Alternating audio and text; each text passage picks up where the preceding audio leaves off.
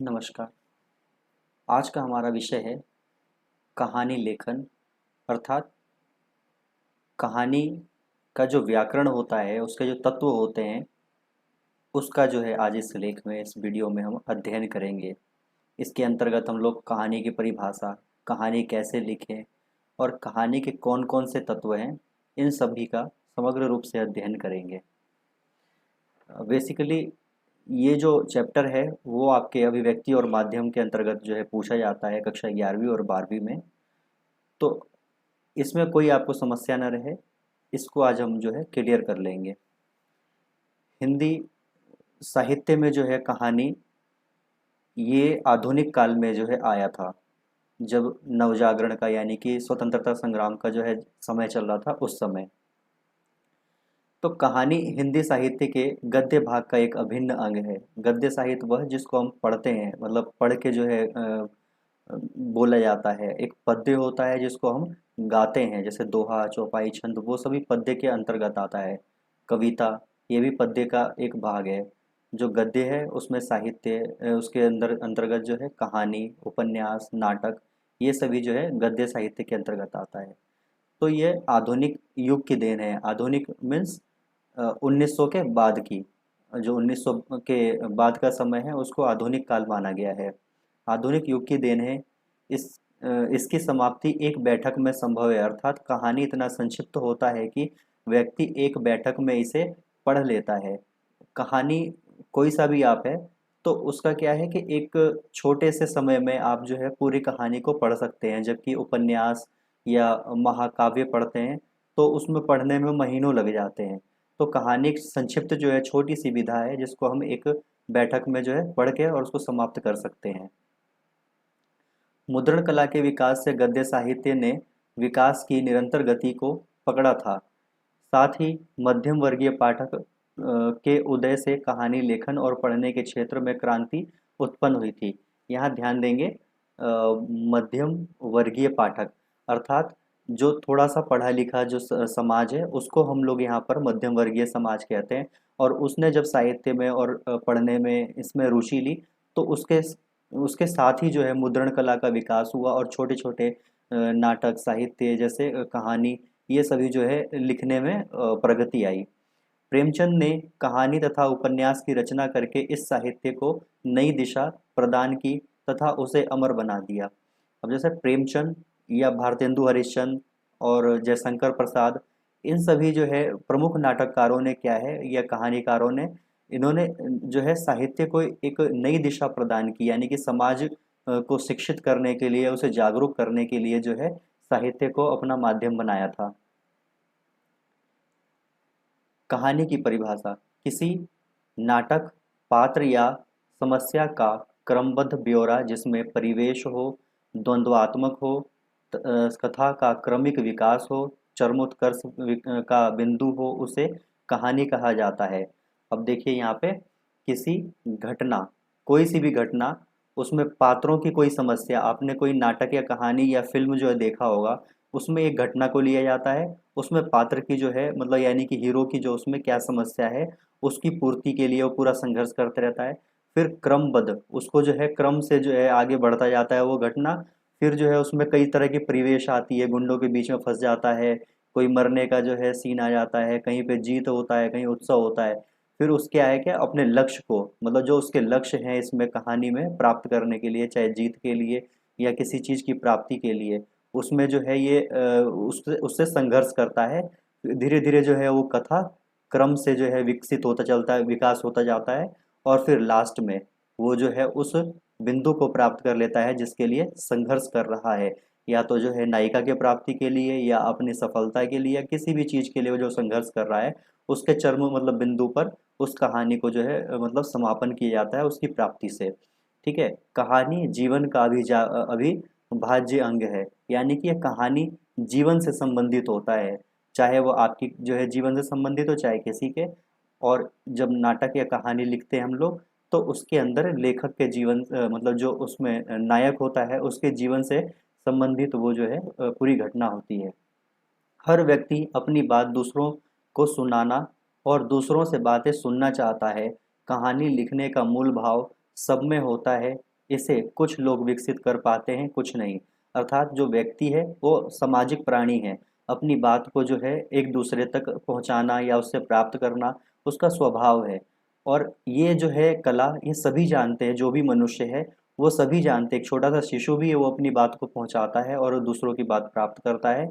लेकिन जो कहानी या नाटक ये सभी लिखने की जो है कला है, वो कुछ लोगों में ही होती है, क्योंकि वो इसके व्याकरण को जानते हैं, वो कैसे लिखना है, किस प्रकार से जो है आगे बढ़ाना है, वो सभी इसके जो है व्याकरण को जानते हैं। इसीलिए ये जो है कला कुछ ही लोगों में होता है। अब देखते हैं कहानी का इतिहास। जहाँ तक कहानी के इतिहास का सवाल है, वह इतना ही पुराना है जितना मानव का इतिहास। अर्थात मानव के इतिहास, मानव का इतिहास और नाटक का इतिहास एक समय का ही है, क्योंकि नाटक और कहानी मानव के साथ साथ चलता रहता है। क्योंकि कहानी मानव स्वभाव और प्रकृति का हिस्सा है। मानव स्वभाव और प्रकृति का हिस्सा कहानी को, यानी कि जो भी मतलब कहानी कुछ भी एक विषय हो सकता है। इसलिए यहाँ पर हमने प्रकृति और मानव स्वभाव को हमने कहानी के साथ जोड़ा है। मौखिक कहानी की प्राचीन परंपरा है। मतलब पुराने समय में कहानी को जो है मौखिक रूप से, यानी कि बोल कर जो है एक दूसरे को सुनाई जाती थी। यहाँ तक कि हमारी जो शिक्षा पद्धति थी वो मुद्रण कला से पहले मौखिक ही हुआ करती थी। गुरुकुल में जितने पाठ पढ़ाए जाते थे वो मौखिक ही होते थे, और जो उसकी परीक्षा होती थी विद्यार्थी की, वो भी मौखिक ही हुआ करती थी। ठीक है। तो प्राचीन काल में मौखिक कहानियां अत्यंत लोकप्रिय हुआ करती थी, क्योंकि यह संसार का सबसे बड़ा माध्यम थी। धर्म प्रचारकों ने भी अपने सिद्धांत और विचारों को लोगों तक पहुंचाने के लिए कहानी का सहारा लिया था। यहाँ पर देखेंगे शुरू में मुद्रण कला का विकास कैसे हुआ था, किस लिए हुआ था। क्योंकि हमें जो है धार्मिक साहित्य जो है, जो ईसाई मिशनरी थे, उन्हें अपने धर्म का प्रचार प्रसार करना था, और उन्होंने किताब में जो है अपने धर्म के विशेषताओं को जो है लिख के लोगों तक पहुंचाया था। तो उससे पहले क्या है कि लोग घूम घूम कर अपने धर्म का प्रचार करते थे, उपदेश दिया करते थे, सत्संग किया करते थे। तो ये जो है प्राचीन जो है ये परंपरा रही है। ठीक है। और शिक्षा देने के लिए पंचतंत्र जैसी कहानियां लिखी गई, जो आज भी लोगों के बीच प्रसिद्ध है। आपने पंचतंत्र की कहानियां, यानी कि जिसमें नैतिक शिक्षा हुआ करती थी, जो महात्मा बुद्ध से के जीवन से संबंधित है, उस कहानियों को आपने भी पढ़ा होगा। और ये आज भी जो है ये घर घर में छोटे बच्चे अवश्य पढ़ते हैं शिक्षा देने के लिए, पंचतंत्र की कहानी जो विष्णुगुप्त की है। यहाँ तक कि प्राचीन काल में शिक्षा का माध्यम भी मौखिक हुआ करता था, जो कहानियों पर आधारित था। जैसा हमने कहा, गुरुकुल में प्राचीन शिक्षा पद्धति जो है मौखिक ही हुआ करती थी। अब कहानी लिखने के कुछ तत्व होते हैं, यानी कि इसके कुछ व्याकरण होते हैं, जिसके आधार पर कहानी लिखा जाता है। इसी प्रकार से कहा उपन्यास या फिर नाटक का भी जो है तत्व होता है, उसका एक व्याकरण होता है। तो आज के लेख में हम कहानी के तत्व यानी कि उसके व्याकरण पर बातचीत करेंगे। ये कुछ बिंदु है, इन्हें भी आप अगर केवल पेपर में लिखेंगे और विस्तार कर देंगे तो आपको पूर्ण जो है अंक मिलने की संभावना रहेगी। जैसे नाटक, उपन्यास आदि की भांति कहानी के तत्व होते हैं। इसी आधार पर हम पूरी कहानी की रचना करते हैं। पहला है कथानक। पहला जो तत्व है कथानक। कहानी का केंद्र बिंदु कथानक होता है, जिसमें प्रारंभ से लेकर अंत तक कहानी की सभी घटनाओं और पात्रों का उल्लेख होता है। कथानक को कहानी का प्रारंभिक नक्शा माना जाता है। अर्थात कहानी का जो है ये कथानक वह होता है जिसके अंदर पूरी घटना, उसकी पूरी समस्या आदि से लेके अंत तक उसके अंदर समाहित किया जाता है कि नाटक जो है कहानी किस प्रकार चलेगा, नायक कैसे कैसे जो है कहानी के अंदर आएगा, कैसे संघर्ष करेगा, कैसा जो है उसका वातावरण रहेगा, घटना किससे संबंधित है, नाटक को ये कहानी को कैसे समाप्त करना है, ये सारा जो है विचार ये जो है ये नक्शा, यानी कि उस कहानी का नक्शा। अगर आपको कोई इमारत बनानी है कि लिफ्ट कहाँ देना है, सीढ़ी कहाँ बनानी है, कितने कमरे बनाने हैं, तो एक नक्शा तैयार किया जाता है। तो उसी प्रकार से ये जो है कहानी का ये नक्शा होता है कथानक। कहानी का कथानक आमतौर पर कहानीकार के मन की किसी घटना या जानकारी को अनुभव या कल्पना के कारण आती है। ये उसका अनुभव या फिर उसकी कल्पना के द्वारा ये तैयार किया जाता है। कहानीकार कल्पना का विकास करते हुए परिवेश, पात्र और समस्या को आकार देता है। यहाँ देखिए, ध्यान दीजिए, कहानीकार जो है उसकी जो कल्पना होती है उसको एक सादे कागज पर उसके परिवेश को लिखता है, पात्र कैसे होंगे, उसमें क्या समस्या होगी, ये सभी जो है उस अपनी कल्पना की जो है शक्ति से इसको एक आकार देता है और एक काल्पनिक ढांचा तैयार करता है जो उसकी कोरी कल्पना न होकर संभावित हो और लेखक के उद्देश्य से मेल खाता हो। अर्थात जो लेखक का ये कोरी कल्पना या जो भी कल्पना है उसने एक आकार दे दिया, एक नक्शा तैयार कर लिया, अब इसको जो है किस प्रकार से कागज पर लिखना है और जो है पाठकों तक प्रस्तुत करना है, वो फिर उसके बाद तोड़ जोड़ जो है वो करते हैं। मगर कहानी का समग्र जो है रूप वो कथानक के अंदर ही समाहित होता है। कहानी में प्रारंभ, मध्य और अंत का पूरा स्वरूप होता है। कहने का तात्पर्य यह है कि कहानी में प्रारंभ, मध्य और अंत, यानी कि जब कहानी आरंभ होती है तो उसमें नायक किन परिस्थितियों में होता है और मध्य में उसकी सारी जो है संघर्ष का जो समय होता है वो सभी इसमें दिखाया जाता है, और अंत में जो समाप्त किया जाता है वो जो कहानी का उद्देश्य था उसको पूरा करते हुए, यानी कि जो लेखक को लक्ष्य प्राप्त करना था उसकी प्राप्ति के करते हुए जो है इसका नाटक कहानी का जो है पूरा समापन होता है। दूसरा होता है तत्व द्वंद्व। द्वंद्व यानी कि द्वंद्व से हम समझते हैं कि मतलब उसके प्राप्ति के लिए जो उसका संघर्ष होता है, द्वंद्व होता है, मतलब प्राप्ति में जितना भी संघर्ष लगता है, एफर्ट लगता है, उसको हम द्वंद्व कहते हैं।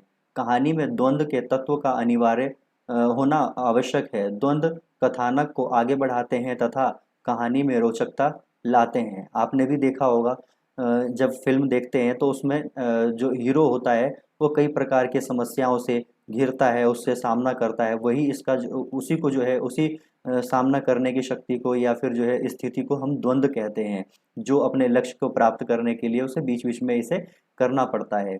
द्वंद्व के तत्वों से अभिप्राय यह है कि परिस्थितियों के रास्ते में एक से एक बाधाएं होती है। उन बाधाओं को समाप्त हो जाने पर किसी निष्कर्ष पर पहुंचने पर कथानक पूरा हो जाता है। यानी कि उस लक्ष्य को प्राप्त करने में जितनी भी बाधाएं आती है उसका सामना जो लेखक करता है, ये नायक करता है, उसे हम द्वंद्व कहते हैं। और ये जो द्वंद्व होते हैं और परिस्थितियों का सामना करते हैं, यही कहानी या नाटक को जो है रोचक बनाते हैं। इसी समय जो है व्यक्ति कहानी के साथ अधिक जुड़ पाता है क्योंकि वो कहानी में नायक के रूप में वो स्वयं को देखने लग जाता है।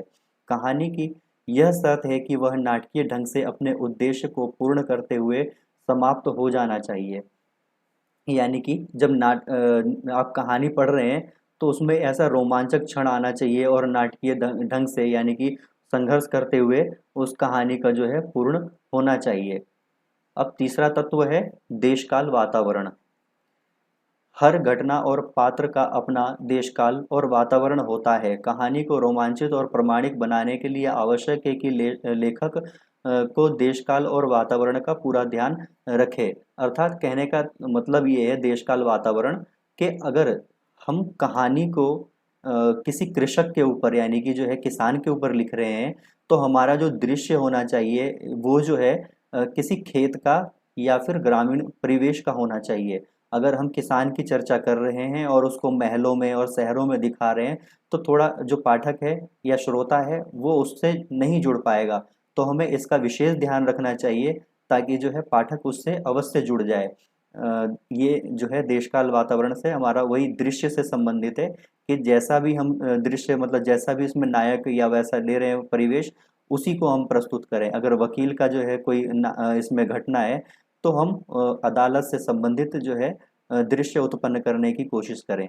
अब पात्र पात्र कैसे होने चाहिए? पात्रों का अध्ययन कहानी का एक महत्वपूर्ण और बुनियादी शर्त है। हर पात्र का अपना स्वरूप और उद्देश्य होता है। आपने कहानी में या फिल्म में कहीं पे भी देखा होगा एक से अधिक पात्र होते हैं जिसे हम मुख्य रूप से कहते हैं, पहला प्रमुख पात्र और दूसरा गौण पात्र। प्रमुख पात्र वह होते हैं जैसे नायक नायिका, और ये सब जो कहानी को जो है कंटिन्यू आगे बढ़ाते रहते हैं, कहानी को जो है शुरू से लेके अंत तक आगे लेके जाते हैं। गौण पात्र वो होते हैं बीच बीच में जो उपस्थित होते हैं, जो लोगों का जो है दर्शकों का, पाठकों का जो है मन बहलाते हैं, हंसी मजाक इन सब के लिए जो कॉमेडियन ये सब आते हैं बीच में, वो सब क्या है, गौण पात्र है। कहानी के सामने पात्रों का स्वरूप जितना स्पष्ट होगा, उतनी ही आसानी से उसे पात्रों का चरित्र चित्रण करने और उसके संवाद लिखने में आसानी होगी। यानी कि पात्र एक तो सटीक और कुछ लिमिट ही लेने चाहिए, यानी कि ऐसे नहीं कि कोई कहानी है और हजारों हजार इसमें पात्र भर लिए, तो क्या है कि उसे पात्रों के नाम और जोड़ने में जो है उसके परिवेश वेशभूषा आदि को जो है तैयार करने में लेखक को समझ नहीं आएगा। अगर लेखक ने तैयार भी कर लिया तो पाठक उससे नहीं जुड़ पाएगा। तो इसलिए जो कहानीकार को बिल्कुल ध्यान रखना चाहिए, पात्र सीमित हो ताकि उसके संवाद और ये सब जो है चरित्र चित्रण करने में आसानी हो। कहानी में प्रमुख रूप से दो पात्र होते हैं, मुख्य पात्र और गौण पात्र। जैसा हमने कहा, प्रमुख पात्र में नायक नायिका होते हैं और गौण पात्र में जो बीच बीच में उपस्थित होते हैं और कथानक को गति प्रदान करने के लिए और पाठकों का ध्यान आकर्षित करने के लिए, यानी कि पढ़ते समय जो है कहानी कई बार बोरियत हो जाती है, तो बीच में ऐसे पात्र उपस्थित होते हैं जो मजाक या जो है ऐसा मनोरंजन करते हैं जिससे जो पाठक है या श्रोता है वो तरोताजा हो जाता है और पुनः कहानी से जुड़ जाता है। पांचवा है चरित्र चित्रण।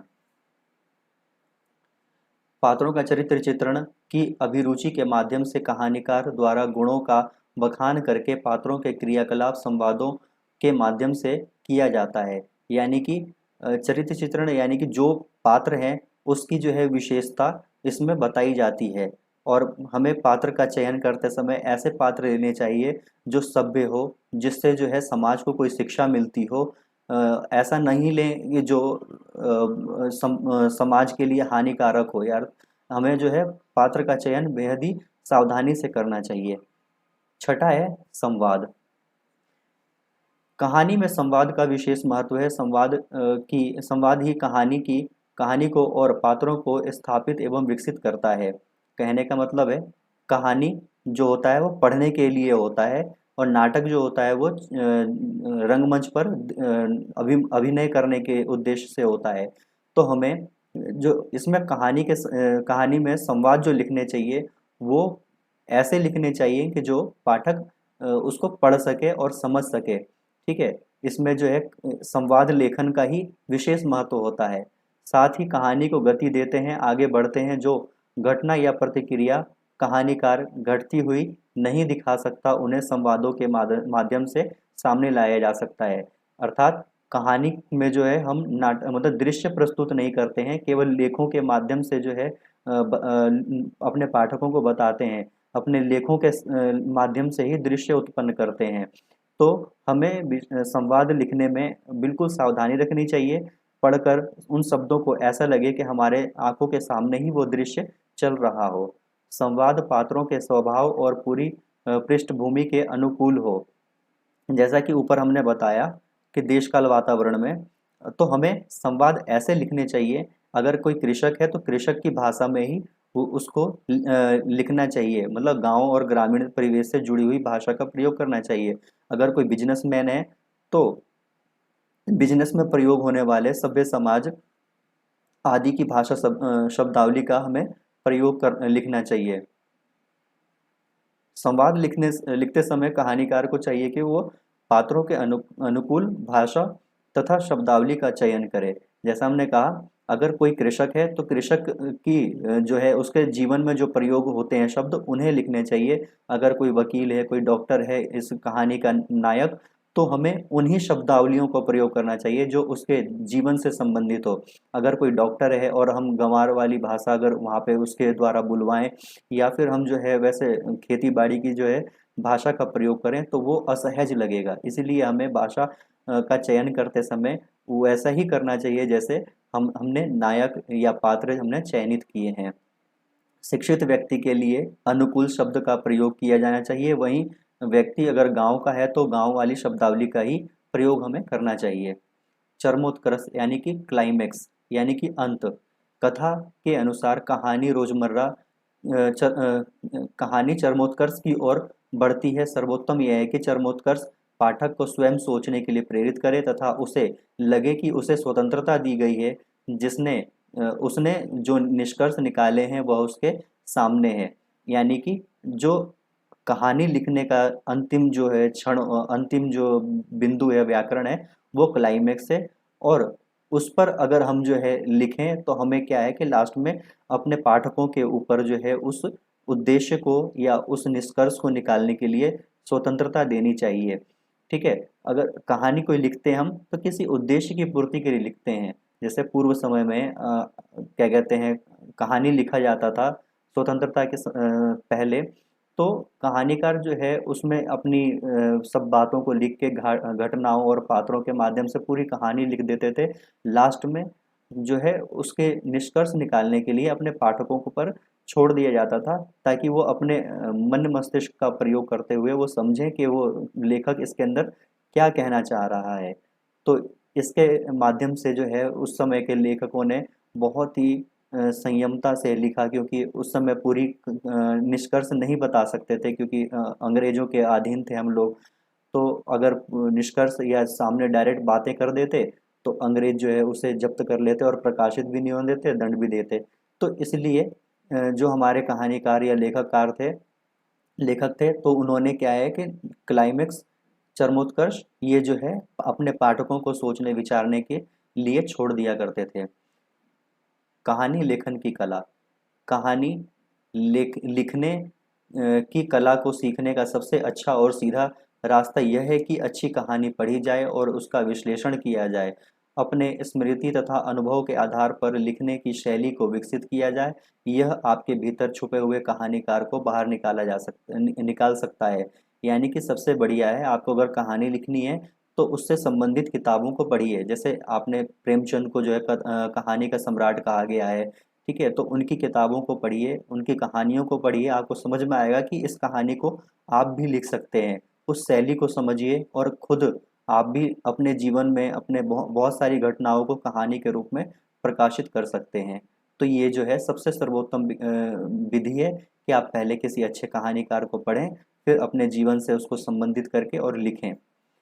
कहानी से महत्वपूर्ण जो है प्रश्न पूछे जाते हैं जो आपके 11वीं 12वीं में, वो ये हैं: प्राचीन काल में मौखिक कहानियाँ क्यों लोकप्रिय थी? तो हमारा उत्तर होगा क्योंकि उस समय संचार का सबसे बड़ा माध्यम मौखिक ही था। ठीक है, उस समय जितनी भी पढ़ाई लिखाई हुआ करती थी वो मौखिक रूप से हुआ करती थी। शिक्षा का आदान प्रदान या फिर अपनी बातों को कहना, तो उस समय लेखन लेखन विधि नहीं थी। तो इसलिए मौखिक कहानियाँ ये सब प्रचलित थी। बच्चों को शिक्षा भी देना था तो शिक्षा के लिए भी कहानियाँ उसको सुनानी पड़ती थी जो मौखिक ही हुआ करती थी।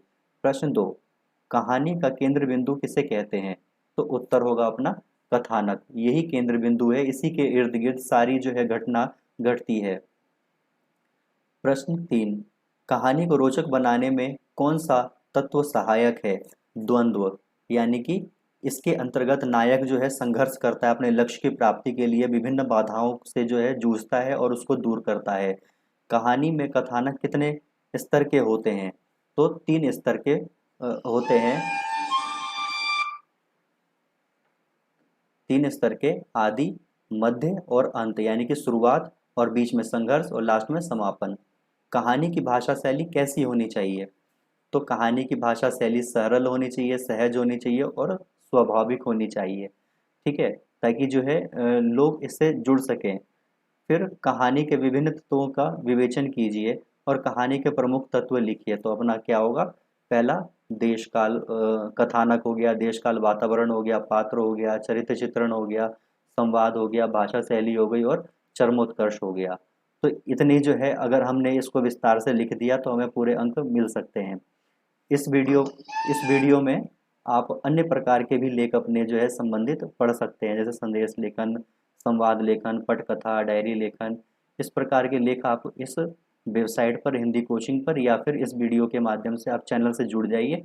यहाँ पर आपको और आपसे संबंधित पोस्ट मिलते रहेंगे। धन्यवाद।